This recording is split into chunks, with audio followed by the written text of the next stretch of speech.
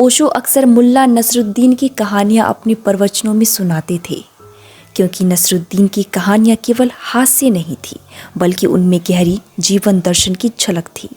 ओशो मानते थे कि जीवन को हल्केपन और हंसी के साथ जीना चाहिए, क्योंकि गंभीरता हमें जीवन का आनंद लेने से रोक देती है। नसरुद्दीन और उसकी खोई हुई चाबी। एक दिन मुल्ला नसरुद्दीन सड़क पर बैठकर कुछ खोज रहा था। एक आदमी आया और उसने पूछा, मुल्ला, तुम क्या खोज रहे हो? नसरुद्दीन बोला, मैंने अपनी चाबी खो दी है। वह आदमी मदद करने लगा। थोड़ी देर में कुछ और लोग आ गए और सब मिलकर चाबी खोजने लगे। तभी किसी ने पूछा, मुल्ला, चाबी कहाँ खोई थी?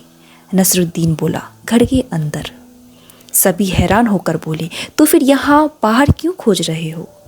नसरुद्दीन मुस्कुराया और कहा, क्योंकि यहाँ रोशनी है। ओशो का संदेश इस कहानी से साफ साफ नजर आता है। इंसान बाहर खोजता है जबकि सब कुछ भीतर है। हम सब खुशी, शांति और आत्मज्ञान को बाहर दुनिया में खोजते हैं, जबकि वह हमारे भीतर ही है। ओशो कहते हैं, तुम जिसे खोज रहे हो वह तुम्हारे भीतर ही है, लेकिन तुम उसे वहाँ नहीं खोजते क्योंकि भीतर अंधेरा है, वहाँ रोशनी नहीं है। हम गलत जगह समाधान खोजते हैं। जैसे नसरुद्दीन चाबी बाहर खोज रहा था, वैसे ही हम अपनी समस्याओं के समाधान बाहरी चीज़ों में ढूंढते हैं, धन, प्रसिद्धि, सत्ता। लेकिन असली समाधान हमेशा भीतर होता है, जागरूकता, प्रेम, शांति।